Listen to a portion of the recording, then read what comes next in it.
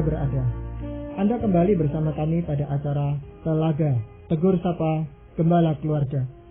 Saya Gunawan Santosa dari Lembaga Bina Keluarga Kristen bersama Bapak Pendeta Dr. Paul Gunadi telah siap menemani Anda dalam sebuah perbincangan. Bapak Pendeta Dr. Paul Gunadi adalah seorang pakar dalam bidang konseling dan dosen di Seminari Alkitab Asia Tenggara, Malang. Kali ini kami akan berbincang-bincang tentang proses pertumbuhan tanggung jawab. Kali ini Ibu Idayanti Raharjo dari Lembaga Bina Keluarga Kristen berhalangan hadir, tapi pada kesempatan yang lain beliau pasti akan menemani Anda di dalam perbincangan di acara Telaga ini. Kami percaya acara ini pasti akan sangat bermanfaat bagi kita sekalian. Dan dari studio kami mengucapkan selamat mengikuti. Beberapa waktu yang lalu Bapak kita coba berbincang-bincang tentang bagaimana menumbuhkan atau menanamkan rasa tanggung jawab itu sejak anak itu masih kecil gitu Bapak ya. Nah mungkin kita akan melanjutkan pembicaraan ini dalam hal bagaimana proses pertumbuhan selanjutnya. Nah, kita tahu kenyataannya bahwa ada banyak orang yang sudah dewasa pun rasa tanggung jawabnya bisa dinilai rendah sekali. Nah itu sebenarnya apa Pak yang menyebabkan? Saya akan memberikan jawaban dari dua sisi Pak Gunawan. Yang pertama adalah dari sisi teologis, spiritual, dan yang kedua adalah dari sisi emosional. Saya kira dari sisi teologis dan rohani kita bisa mengakui bahwa memang tanggung jawab itu berkaitan dengan dosa. Salah satu hal yang menarik perhatian saya adalah melihat bahwa akibat langsung dari dosa ialah manusia untuk pertama kalinya mengelakkan tanggung jawab. Waktu Tuhan bertanya kepada Adam, Adam menyalahkan Hawa. Waktu Tuhan bertanya kepada Hawa, Hawa menyalahkan ular, yaitu si setan sendiri. Jadi kita bisa melihat bahwa konsekuensi yang langsung dari dosa ialah enggannya atau tidak maunya orang bertanggung jawab. Jadi itulah jawaban yang pertama. Kenapa sukar sekali bagi orang itu untuk memikul tanggung jawab atas perbuatan yang dilakukannya. Yang kedua, dari sisi emosional, kenapa ke orang itu sukar sekali untuk bertanggung jawab hingga pada usia dewasanya? Saya kira ini berkaitan dengan kebutuhan manusia secara emosional, yaitu kebutuhan untuk menjadi benar. Dan yang kedua, kebutuhan untuk dapat menikmati hidup. Yang pertama adalah untuk menjadi benar. Ada kalanya dengan kita bertanggung jawab, kita harus mengakui kesalahan kita atau hal yang telah kita lakukan yang tidak disenangi oleh orang lain.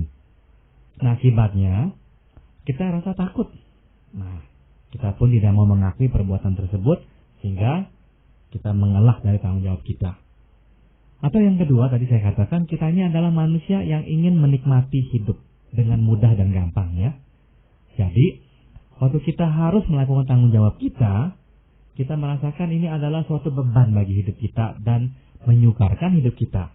Itu sebabnya ada kalanya kita melarikan diri dari tanggung jawab supaya hidup kita menjadi lebih mudah. Kira-kira gitu jawabannya Pak Gunawan. Iya memang. Jadi seperti yang perbincangan kita yang lalu Pak Paul katakan bahwa salah satu ciri dari seseorang itu bertanggung jawab adalah berani mengakui kesalahannya gitu Pak. Betul. Dan itu yang terjadi pada Adam dan Hawa yang saling menyalahkan betul. Pihak lain ya. Betul. Nah, tapi memang itu kecenderungan. Jadi kalau tadi Pak Paul katakan itu merupakan buah dari dosa, kita itu dilahirkan semua dalam kondisi berdosa Pak Paul. Jadi punya kecenderungan untuk tidak bertanggung jawab gitu maksudnya. Saya setuju. Jadi yang lebih natural bagi manusia adalah tidak bertanggung jawab dan melemparkan tanggung jawab pada orang lain. Nah, tapi proses pertumbuhan seseorang menjadi dewasa haruslah mengikuti juga hukum tanggung jawab. Sebab secara tubuh kalau dia bertambah dewasa, namun kalau secara emosional tidak bisa bertanggung jawab, kita tidak akan panggil dia sebagai seseorang yang dewasa. Pada masa kecil, memang dia tidak lagi dituntut tanggung jawab. Karena orang tualah yang bertanggung jawab atas hidupnya untuk menyediakan kebutuhan-kebutuhannya. Namun semakin besar, semakin dia mampu untuk menyediakan kebutuhannya, Nah, dia juga dituntut untuk melakukan itu. Kalau dia tetap menuntut orang tua melakukannya untuk dia, berarti dia tidak mengalami pertumbuhan yang sehat. Jadi prinsipnya, kebutuhan-kebutuhan si anak perlahan-lahan akan harus dibebankan kembali kepada si anak itu. Masa kecil, orang tua yang dapat dikatakan mengambil tanggung jawab tersebut 100%. Dengan bertambah besarnya si anak, persentase tersebut atau porsi tersebut mulai dialihkan kepada si anak. Kebutuhan untuk membersihkan tubuhnya itu adalah awal dari segala tanggung jawab yang harus dipelajari oleh si anak. Tanggung jawab untuk membereskan, merawat barang-barang miliknya itu adalah tanggung jawab yang kedua yang harus kita ajarkan kepada anak-anak. Nah, dengan meningkatnya usia si anak, kita juga akhirnya menyadarkan si anak dia harus juga melakukan tanggung jawab yang dituntut oleh orang lain. Misalnya di sini adalah sekolah. Nah, guru, pendidik menuntut dia untuk belajar dan melakukan pekerjaan rumahnya. Jadi anak-anak belajar melakukan tanggung jawab yang dituntut oleh orang lain. Nah, yang keempat adalah pada masa-masa yang lebih besar lagi, anak-anak ini dituntut untuk melakukan sesuatu untuk kepentingan orang lain yang tidak berkaitan langsung dengan diri dia. Misalnya, si orang tua meminta kepada si anak yang berusia misalnya 14 tahun untuk mengantarkan adiknya ke tempat tertentu atau ke warung membeli barang dan sebagainya. Tidak ada kepentingannya sama sekali, tapi demi menolong adiknya. Nah, si anak akan harus belajar bertanggung jawab untuk orang lain, bukan saja untuk dirinya. Jadi Pak Paul, kita mau bicara tentang proses pertumbuhan gitu ya. Dalam diri si anak, katakan itu sudah ditanamkan, ditumbuhkan oleh orang tuanya sampai pada tingkat anak. Nah, kemudian dia menginjak ke masa remaja. Tanggung jawab apa yang bisa diberikan oleh orang tua kepada anak remaja? Yang sudah pasti adalah yang pertama, anak-anak ini sudah harus bisa bertanggung jawab atas sekolahnya. Jadi ini adalah salah satu hal yang penting. PR tidak lagi harus diberitahukan, diingatkan. Dia sudah harus melakukannya sendiri. Selain dari tanggung jawab sekolah, anak-anak juga dilibatkan untuk bertanggung jawab bagi kebutuhannya.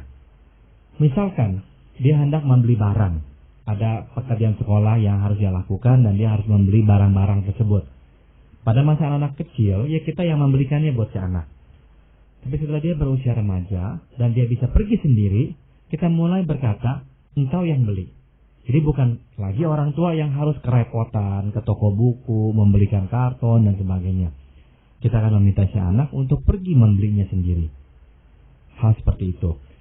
Misalkan, pelajarannya mulai menurun dan dia harus mendapatkan pelajaran tambahan atau les. Nah, bukan kita yang bertanggung jawab mencari-cari guru les untuk dia. Kita meminta dia mencari guru les. Dari siapa? Dari kawan-kawannya. Menanyakan kepada teman-teman siapa guru les yang bisa mereka hubungi dan sebagainya. Hal ini penting dilakukan. Kalau tidak, untuk bahkan pelajaran sekolah, si anak remaja itu tidak memiliki tanggung jawab. Dan dia akan merasa ini bukanlah tanggung jawab saya. Mama papa lah yang seharusnya mencarikan guru les buat saya. Dan sebagainya.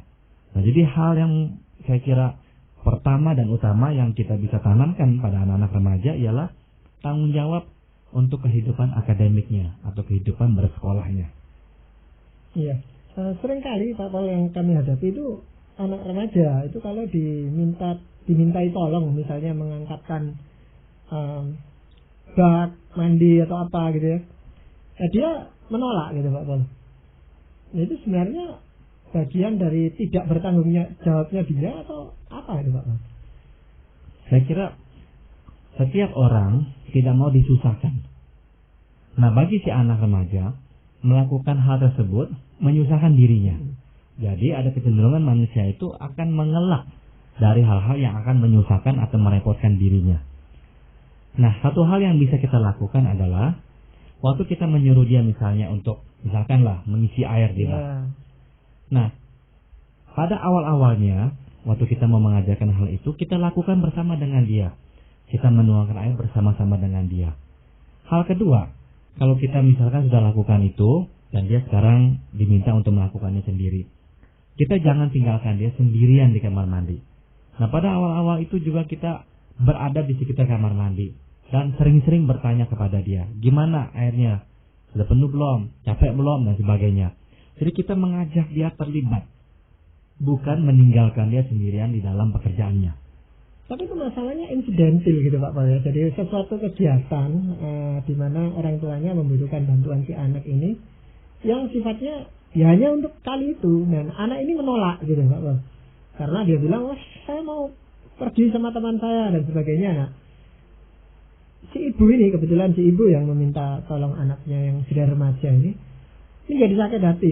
Dia mengatakan, wah kamu kalau minta tolong saya maksa, sekarang saya minta tolong kamu untuk hal yang sepele aja nggak mau gitu. Salah satu penyebab ya Pak Gunawan, saya nggak katakan ini satu-satunya penyebab, tapi salah satu penyebab kenapa kecenderungan anak remaja menolak permintaan orang tua adalah timing. Jadi kadang-kadang yang menjadi masalah bukan pekerjaannya, tapi kapan pekerjaan itu harus dilakukan. Nah, anak-anak kecil lain dengan anak remaja. Anak-anak kecil belum mempunyai rencana jam ini mau berbuat apa dan sebagainya. Kebanyakan anak-anak remaja sudah memiliki timing. Kebanyakan anak remaja sekarang bersekolah dari pagi hingga jam 3-an atau jam 4. Nah, kebanyakan dari mereka sekarang sejak dari usia remaja sudah dipaksa ya oleh sistem kehidupan ini untuk mengatur waktu atau untuk merencanakan waktunya. Karena memang tidak lagi terlalu banyak. Jadi cukup banyak di antara mereka itu sewaktu pulang sekolah sudah memikirkan akan melakukan apa dan apa dan apa. Nah, sudah tentu yang mereka rencanakan bukan saja mengerjakan PR, tapi ada hal-hal yang bersifat rekreasi, yang menyegarkan, yang bersifat sosialisasi yang akan mereka lakukan pula. Nah, ada kalanya perintah orang tua diberikan di waktu atau di timing di mana anak remaja itu merencanakan sesuatu yang lain. Nah, seringkali itu menjadi gangguan buatnya. Sebab kita perhatikan, kalau dia tidak sedang mempunyai apa-apa atau rencana apa-apa, dia mungkin akan lebih bersedia membantu orang tuanya. Tapi kalau misalkan dia ingin pergi, misalkan perginya pun masih setengah jam lagi atau masih ada waktu, dia sudah uring-uringan. Sebab ketakutannya adalah tugas ini tidak bisa diselesaikan dia tepat pada waktunya sehingga dia harus pergi. Nah, dalam hal seperti itu, kita bisa sebagai orang tua bertanya, apakah engkau ada waktu sekarang? Kalau ada waktu, bisakah tolong ibu atau tolong bapak? Misalkan dia bilang, saya merencanakan untuk ini dan ini dan ini. Terus kita mulai menghitung-hitung jumlah waktunya. Dan misalkan kita hitung masih ada waktunya, kita berkata, boleh nggak saya minta 10 menit saja? Engkau kan setelah itu masih ada 10 menit untuk mempersiapkan dirimu sebelum kau pergi dan sebagainya. Kalau dia bilang, oke, 10 menit saja. Nah, itu yang kita minta. Jadi dengan kata lain, kita memang harus juga sensitif dengan jadwal kehidupan si anak remaja itu. Atau kadang-kadang gini Pak Paul, dia mau menyelesaikan tugas yang kita berikan atau tanggung jawab yang kita minta darinya, tapi menurut cara dia gitu Pak Paul. Nah, itu bisa ditolerir enggak Pak Paul sebenarnya? Nah, itu adalah hal yang umum dilakukan oleh remaja, yakni melakukan tugas secepat mungkin. Nah, akhirnya mutu pekerjaannya asal-asalan. Dengan kata lain, dia melakukan itu hanya untuk tujuan melakukannya supaya selesai, bukan untuk dinilai baik atau berhasil. Nah, yang kita bisa lakukan adalah begini. Misalkan ada beberapa hal yang dia harus lakukan. Nah, daripada meminta dia melakukan beberapa hal, kita minta dia hanya melakukan satu hal. Tapi kita minta melakukannya dengan baik. Dan standar baiknya kita beritahu dia. Misalkan membereskan kamar. Nah, kita meminta dia untuk merapikan kamarnya, tapi kita harus beritahu secara spesifik apa itu yang kita inginkan. Misalnya kita mau supaya mainan-mainan ini ditaruh di suatu tempat di sini. Kita harus beritahu dia. Nah, kadang-kala sebagai orang tua kita memang terbiasa berkata, bereskan kamarmu. Tapi kita tidak spesifik mengutarakan tuntutan kita atau apa yang kita inginkan. Nah, ada kalanya anak-anak langsung hanya membereskan dalam pengertian dia sampingkan semua barang-barangnya. Iya, tapi kan gini Pak, biasanya ini ibu-ibu itu ya yang sudah membersihkan kamar anak itu tadi yang sudah remaja. Nah, itu semacam contoh gitu Pak.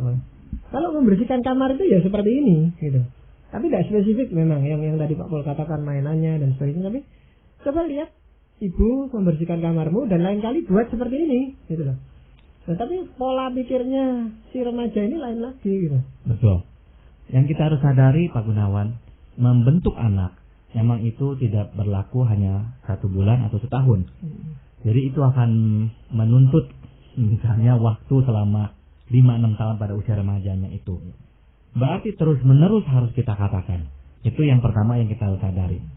Yang kedua adalah, meskipun kita berkata, lakukanlah seperti yang ibu lakukan sekarang, keesokan harinya kecenderungannya akan ada 2-3 hal yang tertinggal yang dia tidak lakukan.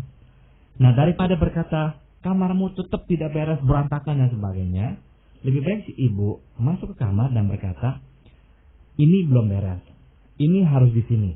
Jadi kita tunjuk satu persatu hal yang memang dia harus lakukan. Keesokan hari juga sama. Waktu masih ada yang kurang, kita hanya menunjuk yang kurangnya, tapi tidak lagi melabelkan kamarmu tidak beres atau berantakan. Jadi kita tunjukkan secara spesifik. Ya. Contohnya, biasanya kalau ibunya itu sudah tidak sabar lagi, ya sudah langsung dibetulkan sendiri sudah, sambil ya ngomel pasti. Memang harus menyadari ya bahwa ini akan memakan waktu bertahun-tahun. Contoh yang sederhana, menaruh handuk di gantungan handuk ya. Nah, di rumah kami itu handuk memang harus ditaruh di gantungan handuk. Anak-anak sudah diberitahu nggak tahu berapa puluh kali, taruh handuk dengan benar. Kecenderungannya Pak Gunawan, sebelum saya sempat ngomong, handuk itu sudah dilempar ke tempat handuk. Yang harus saya lakukan adalah handuk ditaruh dengan lebih rapi. Harus saya katakan terus-menerus seperti itu. Nah, hasilnya apa? Hasilnya pasti ada. Kemungkinan besar hasilnya tidak kita lihat sekarang.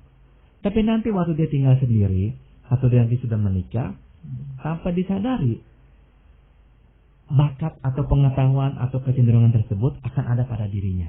Dia akan membereskan handuk dengan baik. Dan suatu istrinya atau suaminya taruh handuk sembarangan, dia akan bereaksi. Tiba-tiba tanpa dia disuruh, dia akan bereaksi dan berkata, kenapa handukmu dilempar saja? Jadi akan ada hasilnya. Begitu. Ya, cuman memang perlu diingatkan dan diingatkan terus gitu Pak ya. Betul sekali. Nah, sekarang kalau anak itu sudah meningkat lebih dewasa lagi, memasuki usia pemuda, nah hal-hal apa yang mau diajarkan kepada pemuda ini? Satu hal yang kita perlu tanamkan adalah bertanggung jawab atas emosinya. Nah, ini hal yang orang tua ada kadang-kala nggak begitu perhatikan.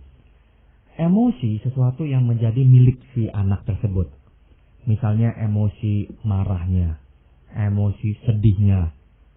Nah, dia harus bertanggung jawab dalam pengertian, dia harus melakukan sesuatu. Dia nggak bisa dikuasai oleh emosi-emosi tersebut. Kita memberikan izin kepadanya untuk sedih, untuk marah, dan sebagainya. Tapi waktu dia sedih, jangan sampai dia mengurung diri berjam-jam di kamar. Waktu dia marah, dia tidak boleh membuang atau membanting barang seenaknya. Jadi kita mulai mengajar dia untuk bertanggung jawab atas emosinya. Dan dampak emosi pada orang lain. Ini yang anak-anak remaja atau anak-anak pemuda harus sadari. Bahwa waktu dia misalkan nggak mau ketemu temannya karena sedikit menjengkelkan dia, temannya akan marah. Dan temannya kemungkinan besar tidak mau lagi untuk mengunjunginya. Nah, dia harus menyadari dampak emosinya itu pada orang lain. Dan dia harus bertanggung jawab.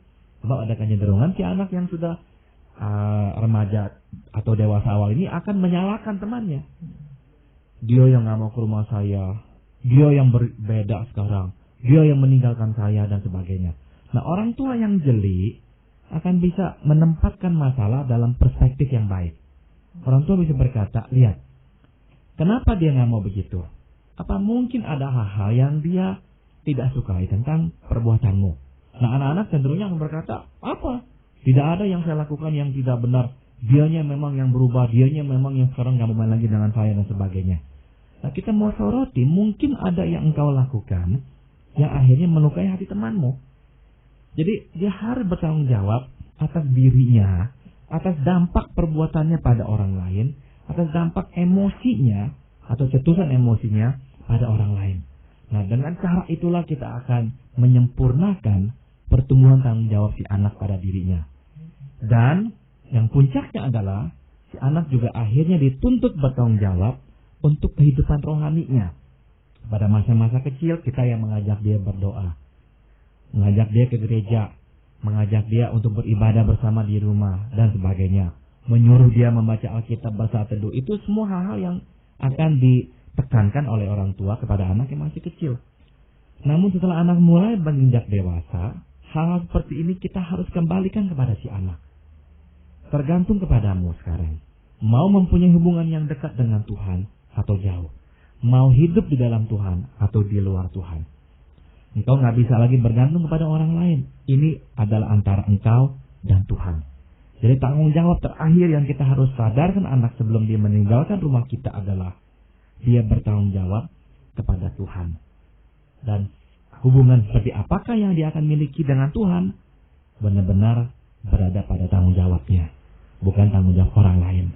Ya, tapi itu semua memang dirintis tadi yang kita katakan itu sedini mungkin gitu Pak Pale.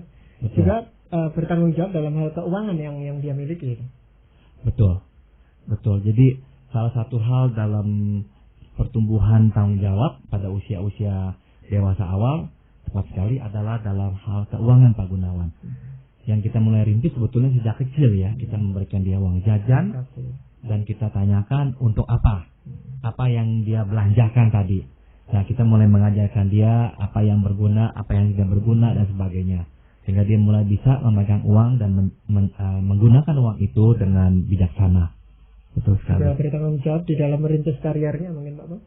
Betul. Merintis karirnya dalam pengertian dia bertanggung jawab atas pilihan studinya juga. Betul. Dan kebutuhan dia harus bekerja. Nah, itu memang akhirnya akan kita dorong. Tapi sebetulnya kalau dari kecil kita sudah menanamkan tanggung jawab itu, dengan otomatis saya dapat katakan ya, dengan otomatis tanggung jawab untuk memilih pekerjaan dan sebagainya akan muncul pada dirinya. Yang sering kali akhirnya tidak bergerak ya, adalah anak-anak yang memang terlalu menerima semuanya karena disediakan oleh orang tua. Sehingga jarang sekali mendapat kesempatan untuk melatih diri bertanggung jawab.